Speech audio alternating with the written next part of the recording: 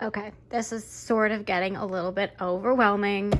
Seeds everywhere. Seeds, seeds, seeds, seeds. Let's get some organization going here so we know exactly what we're dealing with, what we're gonna grow. Otherwise, this is just gonna be a disaster waiting to happen.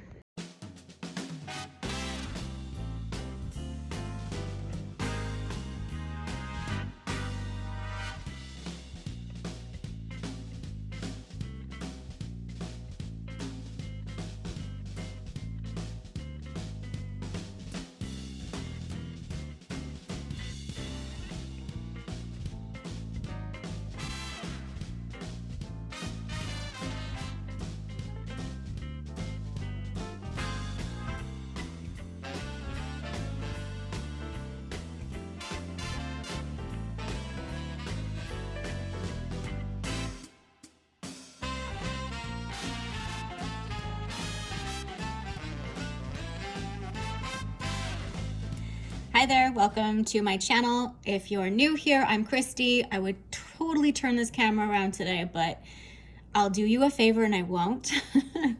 I am right up to my eyeballs in beginning to get ready to plant my flower farm, but not only am I a flower farmer, I actually grow my own food for the year.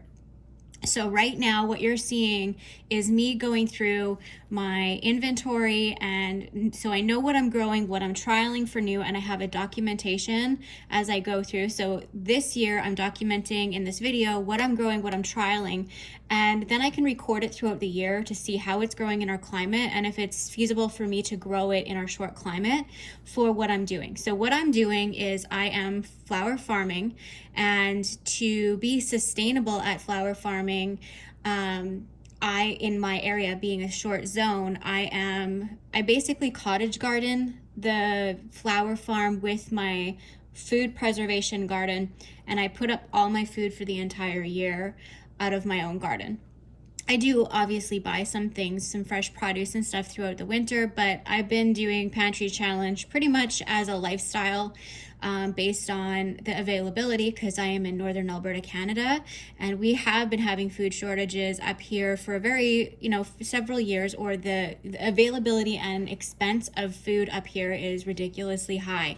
So if you want something nutritious, you sometimes have to make sure you grow it yourself. So this year, through the Pantry Challenge, I learned that I need to grow more broccoli.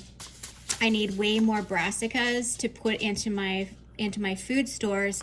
And so what I'm doing is I'm trying to kind of mental note what I'm growing, how I'm going to map it out in my garden space with my flower farm, and how I can companion plant different things. I'm running a trial this year of a bunch of new types of brassicas. I do have a hard time with pests here. We do have guinea fowl to eliminate that, but I find that I will have to cover these, so I'm not sure how I'm going to companion plant these yet under row covers, but I do have a very large variety of different types of cabbage and broccoli that I'm sharing with you.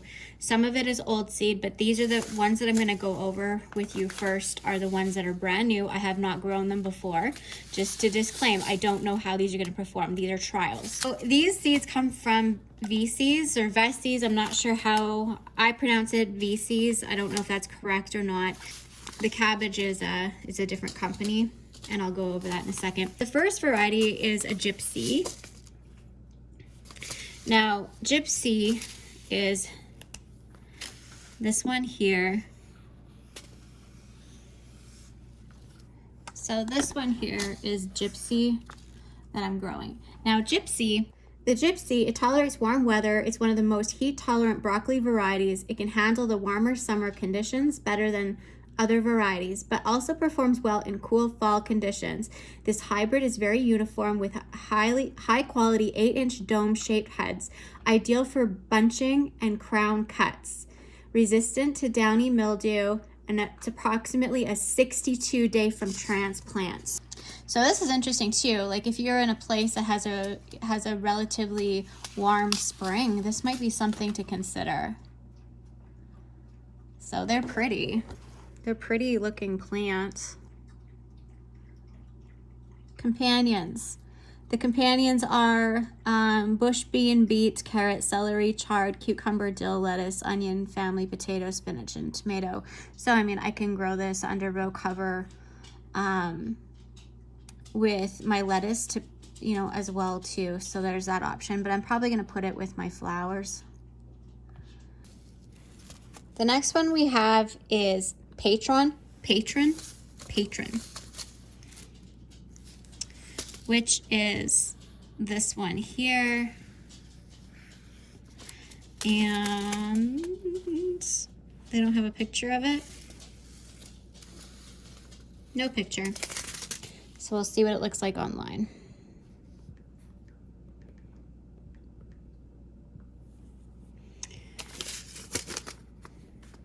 So this one here, the Patron is an improved hybrid CMS version of Patriot.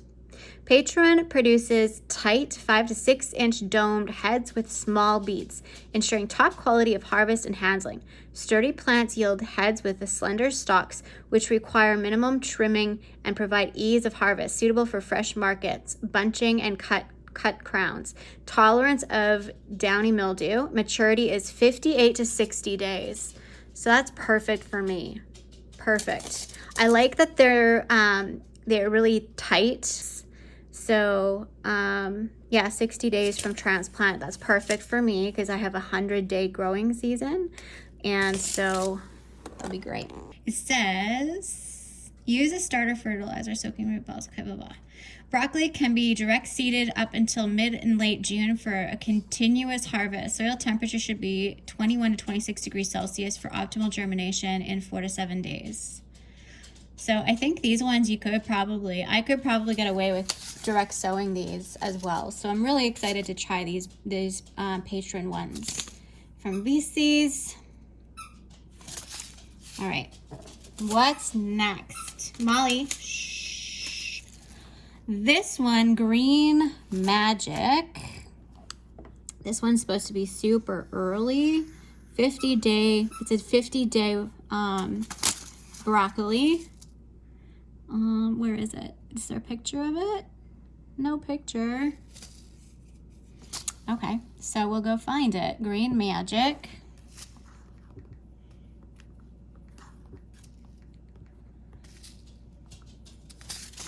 So Green Magic broccoli is the most attractive early broccoli that we have found in our trials. Green Magic is much more uniform and forms a tighter head than other early varieties.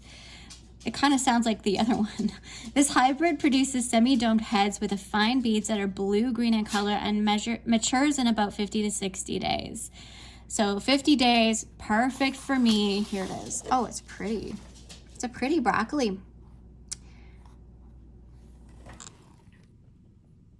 It looks nice. Next, we have broccoli artwork. And there's no picture of it. Oh yeah, there is. Okay, this one is right here. The artwork, and it's a broccolini.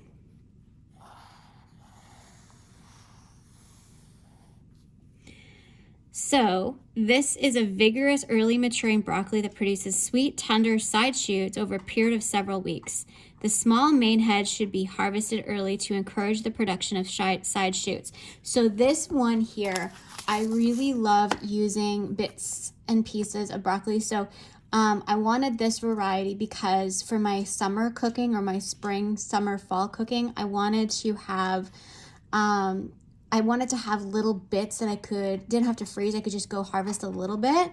And so this was the plan for this. And this will be my summer eating so that the rest of the broccoli that I'm growing can be preserved, either freeze dried or frozen and stuff like that. Because I make a lot of soups and stir fries, and I throw broccoli in everything. So broccoli is one of our most used vegetable. We use broccoli just as much as onions and carrots are probably the most used in our home, but broccoli is probably a close second. So this will be perfect, so I can let the bigger heads mature for harvesting, and that's what we'll do. So it's a mini broccolini, perfect for harvesting, for making meals, or eating fresh right in the garden. That's kind of my plan for that.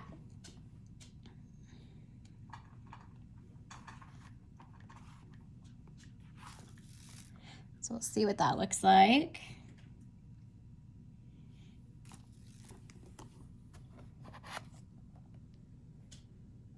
Yeah.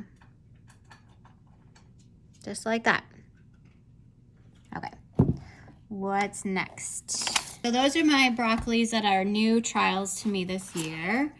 Next we have cabbage, which conveniently is the next page. So I'm doing a Casaro, I think that's how you say it, or Cosaro. Where are they? Where is it? Right here. So these are savvy varieties, is what they're listed under. Cosaro. They're a 70-day. Do we have a picture? No. Casaro, right here. This is purple cabbage. So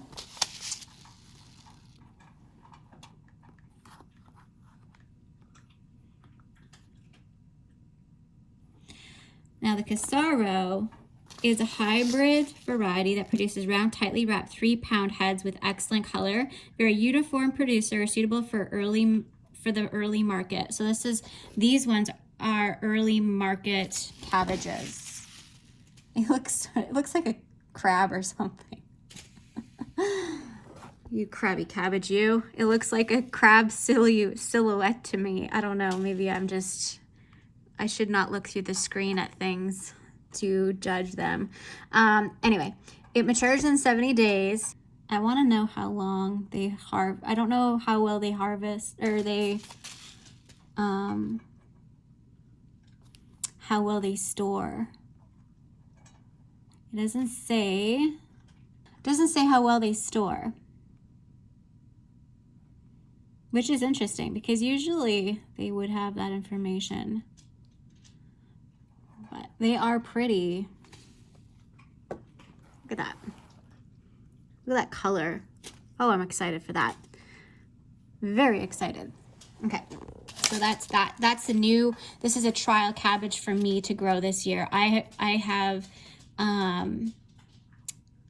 hard time growing cabbage, especially red cabbage, but this is supposed to be an improved first early red cabbage. So this is supposed to grow well for me.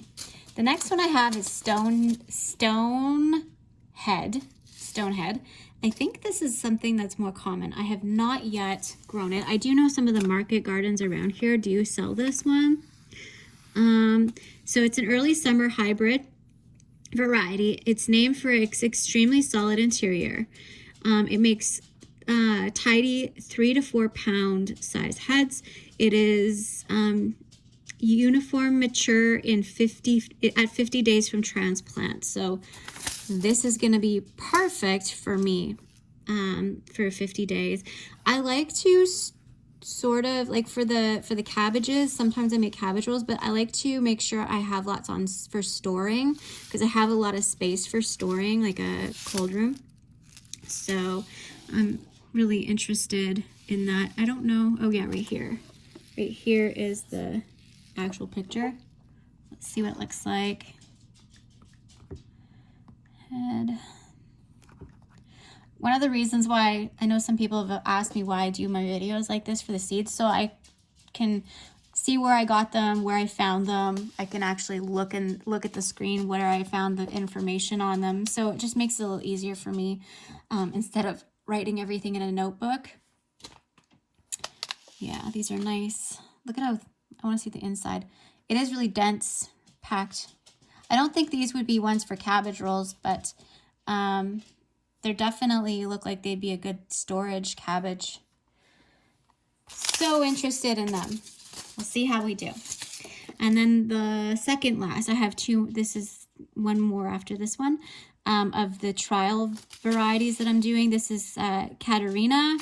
Katarina is right here in the catalog, and it's right here. This one's not, so this is an early yielding cabbage. It's ideal for CSAs. So this is actually one for market gardens, CSAs. It requires only 1 square foot of space. Huh! So a Katarina cabbage requires only 1 square foot of space and is well suited for small gardens or even large pots. The heads are small, round, and perfectly formed, excellent for both processing and fresh eating. Maturity is 45 to 50 days from transplant. So for those of you that are taking part in Becky's small space gardening, I think it's the patio challenge, patio to plate. Is that, please tell me what the hashtag is. I don't know. That might be something that may interest some of you, but this cabbage might be something you want to try, because if it only takes 1 square foot of space, you could easily do this this variety. So I found that here at VC's. Oh, so cute. Katarina. I do know that they do sell these in local markets here, and they are so early. Like they're here, like they sell these with radishes at our one farm stand. I know they grow really well here. That's why I wanted to grow them. Yeah, look at that. Look at that. It's not really tight in there, so I don't know how it would do for storing, but I bet you that this would do really well, and pretty much anyone could probably grow this one. By the looks of it, it looks like it's a really nice, easy plant to, or an easy cabbage to grow.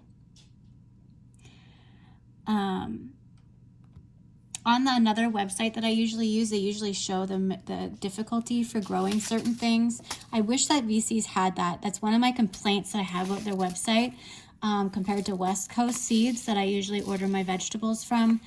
VC's does not have the difficulty and a lot of information that would be very useful for someone who's learning how to garden. So that's one of my complaints about the website. But anyway, next. Tiara. Now Tiara, I thought I had grown this before, but it was not cabbage. That was a Tiara. It was a different, right here. It was a different type.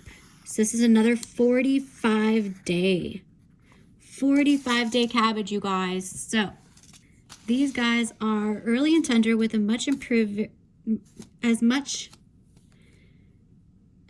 improved first early cabbage with a dense head with short internal core that holds well in the field. This green medium-sized cabbage has thin, tender leaves and would make great perfect addition to your coleslaw or salad. Maturity in 45 days. So this is why I want, because we do eat a lot of salads in the spring, and I really like taking coleslaw. So sometimes what we do here, during the week, if it's a really hot day, we get up really early and we work really early, and then we get in the boat and we go boating, and then we come home and we work when it's cooler. And so sometimes I like to take stuff like this that will hold up, like a coleslaw, and so that's perfect for us for fresh eating to integrate into salads and stuff. So this was one not as much for preservation, but for fresh eating in salads and whatnot, because I love fresh cabbage out of the garden. It's so delicious. And I'm trying to find a picture, and I don't see a picture, so let's see what it looks like. I want to see it in the website. I also like to reference to see what I paid. So I like to look it up, and then so next year when I'm doing my seed haul and I watch these videos as I'm ordering to remember which ones did well, I can look at it and be like, oh, I paid that much for this packet of seeds. So yeah, they're not huge, but they are really, really, I mean, a 45-day cabbage, you guys, Yes, please. The more production you can, it's grow smarter. That's what my theory is, to grow smarter this year. All right, now let's move on to the ones that I have grown. Okay, now we're gonna do some cauliflowers because I am planting cauliflower and broccoli. Tyson informed me he hates cauliflower and he never wants me to grow it ever again. So I'm gonna plant all the remaining seeds I have left on stock. There's not a lot in these packets. I have a couple of different companies, but I'm going to show you the West Coast Seed website, so I'm on one website instead of jumping back and forth. So this one I grew last year. It's called the Amazing Cauliflower, and it's by West Coast Seeds. Now, West Coast Seeds is another Canadian company. It's one of my favorites. VCs and West Coast Seeds are by far my two favorites, but especially West Coast Seeds. The people there are amazing. I'm not affiliated with any of these websites, by the way. I'm wanting to be, but I'm just not quite ready to do that yet. I want to grow some more expertise in growing and stuff in my climate before I go and sign up for something like that. But this is just what I'm doing. So these grew really well for me last year. The only problem I had with these is my guineas like them. Guineas really like the broccoli and the cauliflower. They actually stood up really well to, the hot weather and the cold weather that we had. But this cauliflower lives up to its name with these amazing holding ability in the garden. The large heads are well protected by big wrapped leaves. It is a fine flavor and texture, lasts for a long time in the field or for a long potential harvest window. It is a 75-day maturity. I really like it. I don't know, let's see, do they have them in stock? Because this one yeah, they do. I started this one last year on April 1st. Yeah, this is what it looks like. It is a really pretty, it does get yellow, so you could like wrap up the outer leaves to like bleach it.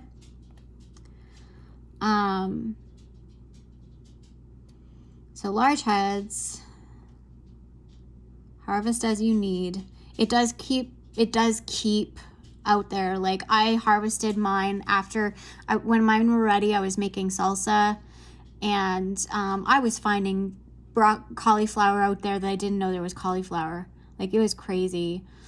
They do well, really well. All about amazing. I love this website. If you ever need information, you guys, in Canada about a seed more suited to or the Canadian climate in growing zones, or even if you have like weather that moves in that's not typical and you are in a different country that maybe is more similar to our climate, this is a really great resource for you. I really love West Coast Seeds. They have a lot of information. The difficulty, moderately difficult. So if you are a beginner grower, this would be something to check out if you're looking at, this is what I was talking about on that other video or other clip of the video with the broccoli or cabbage, where it shows you the difficulty of growing. This one, it blatantly says it's moderately difficult to grow cauliflower. So there are certain things, and it's moderately difficult, I think, mostly because of the pest pressure. But yeah, a 75-day cool season broccoli, it does really well. I love this. It has a nice flavor as well. It's not like that really, broccoli can get, or cauliflower can get really overpoweringly like cauliflower-ish. And this one, it doesn't, even with the heat, it didn't get that. So I liked it. So this broccoli de Chico is one that I grew last year. My guinea absolutely loved. Like I would put like a guinea fowl. If you don't know what a guinea fowl is, this is a guinea fowl. They are what I use for pest control. If we don't have guineas, we are overrun with ticks and grasshoppers. They wipe out our entire farm.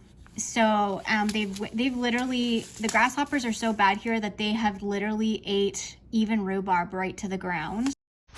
The grasshoppers are so bad at my house and my garden that this is what they did to my rhubarb. Yep. Seriously.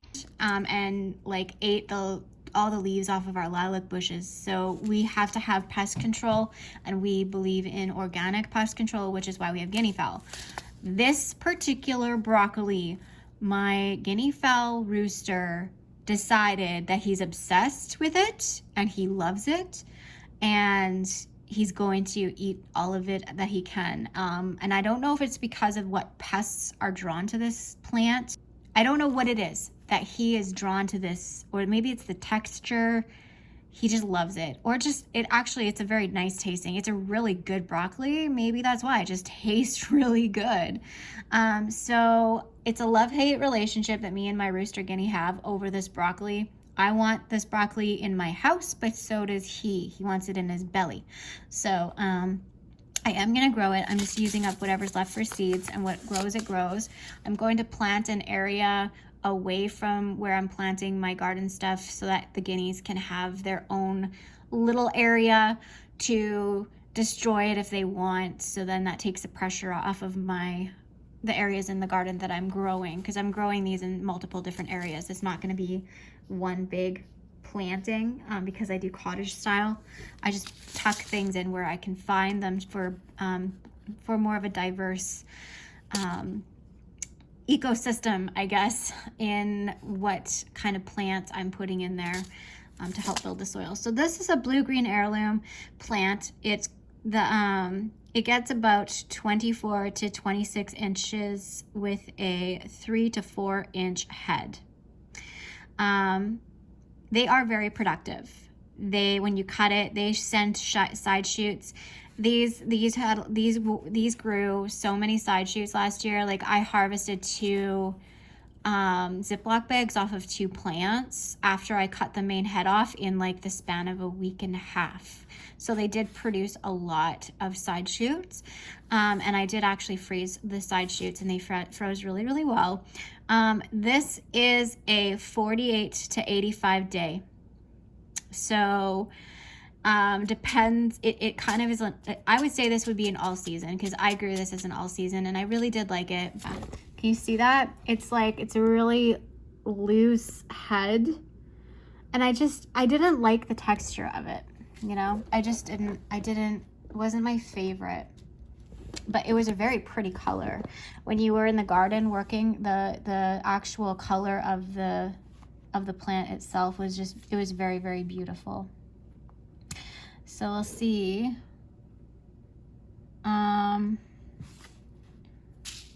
Moderately challenging.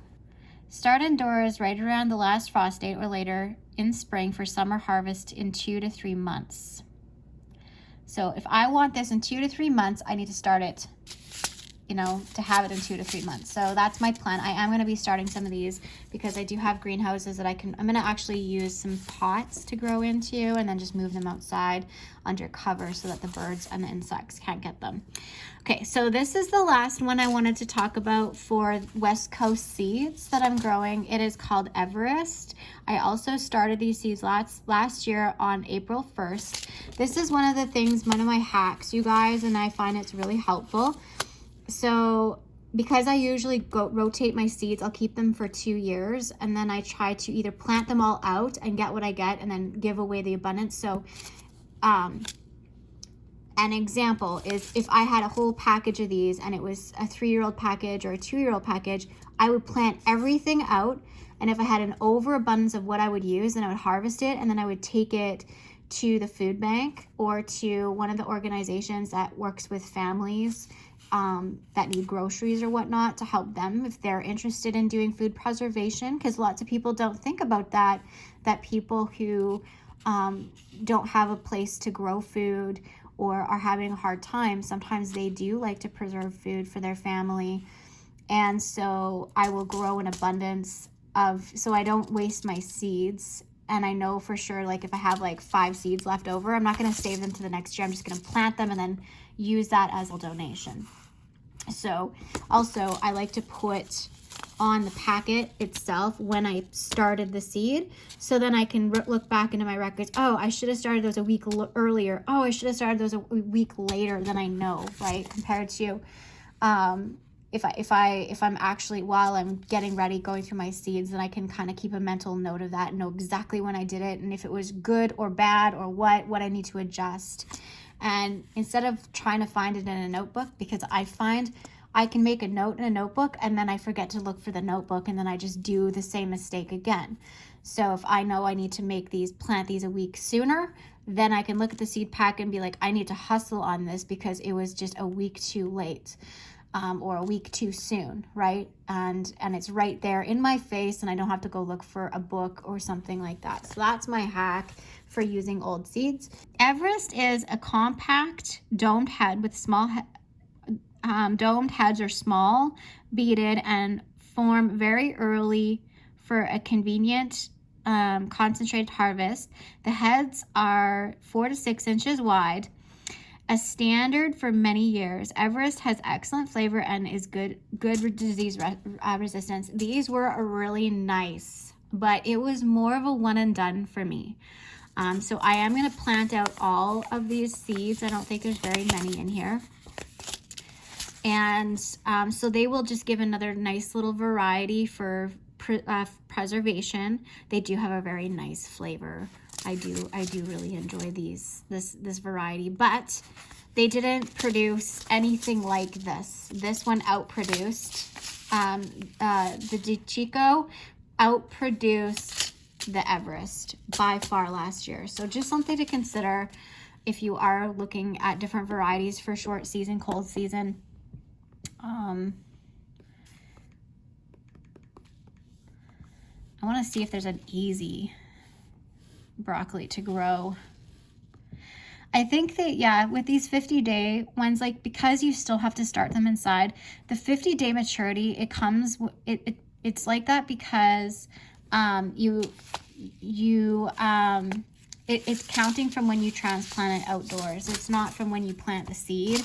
So yeah. Now this seed company, these are old seeds. This is the same type of broccoli as the West Coast seeds, De Chico, but I got this from this one's from a company called Hawthorn Farms. They're a Canadian company. It's just a small farm that sells seeds. I used to get all of my seeds from these guys, and then they stopped carrying some of the ones that I really liked, and then I just switched. I wasn't having some of the germination that I was used to getting with some of these other seeds, just simply because I think they didn't have the field trials like some of these other companies did, because they were much smaller. So when I started to go branching into more of the flower farm stuff, I definitely switched over to using West Coast seeds and these seeds. But I did really enjoy this company. I'm gonna see if they still have their website online. I will see. I haven't been on their website in so long. Hawthorn.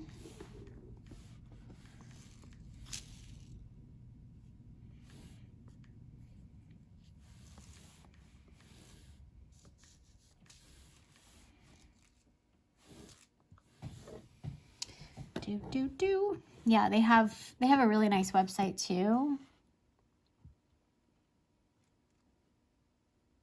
They are from in Ontario, Canada. Let's see if they have. We'll look up. I am growing the snowball. There's quite a few. These seeds are old. These were packaged in 2019, or packaged for 2019. So we're at 2022. I'm gonna grow. That's why I didn't order any cauliflower, because I have quite a few of these to use up. I think I'll still have a good germination. If I recall, the cauliflower had a great germination from them. I think it was higher. Yeah, it was germination 90% in July 2018. So I think I had that last year. It was a 90% or a little bit higher for these seeds last year. And these were already 2021 when I grew these. So snowball cauliflower. Yeah. See, I grew this one as well last year, and it was so pretty. It actually had to really dig, because my leaves come way up over top. when mine grew last year, they literally came like, they were just about touching and you had to like peel the leaves back to find it. It was really a compact, tight little snowball. Like it would be like a substantial snowball. They didn't get overly big, but they were really nice cauliflower. So this is an heirloom cauliflower that was introduced to North America in 1887 by Peter Henderson and Co.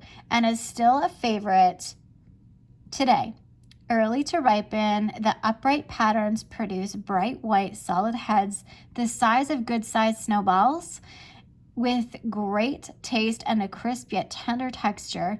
In cool temperatures, the outer leaves tend to curl around the central head, making the plant self-blanching. In warmer weather, you will have to tie the wrapper leaves to branch the heads. Holds well in the fields for extended harvest. So this is why this one did really well for me. It's a 60-day from transplant. It protected itself from a lot of pests, and it protected itself from my birds. So my guinea fowl, they couldn't get to it because it like protected itself. So I really liked this cauliflower. I would recommend trying it. I really would. Snowball cauliflower. Actually, this company, if I'm not associated with them. They are shipping to the United States now. I think before they weren't, but they are now. Check them out. They're awesome. Okay. April green cabbage is another one that I had ordered from them years ago. And I also planted these. I started seeds of these on April 1st. So let's see, April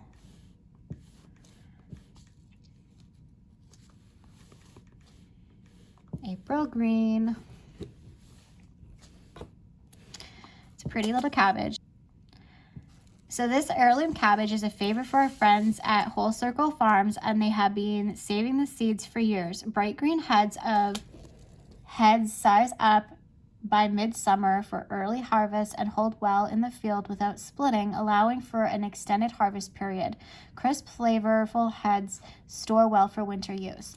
So these ones are the ones that I will be growing for storage. Because I like these because they're not overly big, and they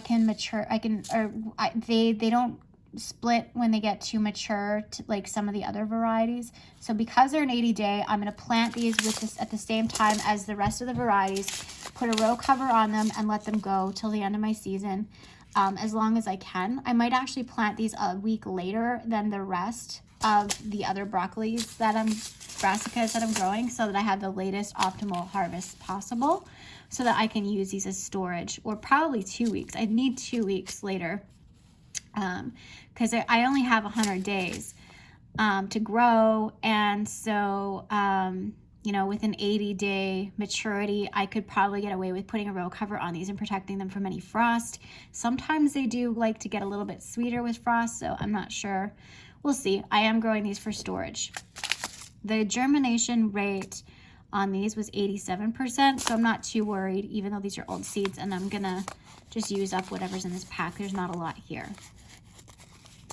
So if I can store away like 10 or 15 cabbages for the winter, that's plenty for us anyways. 10 is probably all we need, because we don't eat a lot of cabbage in the winter time. So that's that. Look at that, it's so pretty. It's a pretty little cabbage. So I hope that this inspires you to try some new varieties to extend your season. I mean, hey, you know what? If you can get twice as much food by just changing a variety, maybe this inspired you to maximize your production in your space and use it more effectively. So I am companion planting these plants, and I'm using planting as living mulch. So my companion planting is also working as living mulch to suppress any weeds. So I'm maximizing my growing, but I'm also heavily fertilizing with compost that we are producing here. We produce our own compost and stuff with manure and whatnot. So we're just winging it. We're doing the best we can. Let's find out what does the best here for us. And I hope you follow along the journey. Thank you guys so much for being here. Much love. Happy planting. Let me know if you're planting any of these varieties. Let me know in the comments which ones you're trying out yourself. So much love. Take care. Bye for now.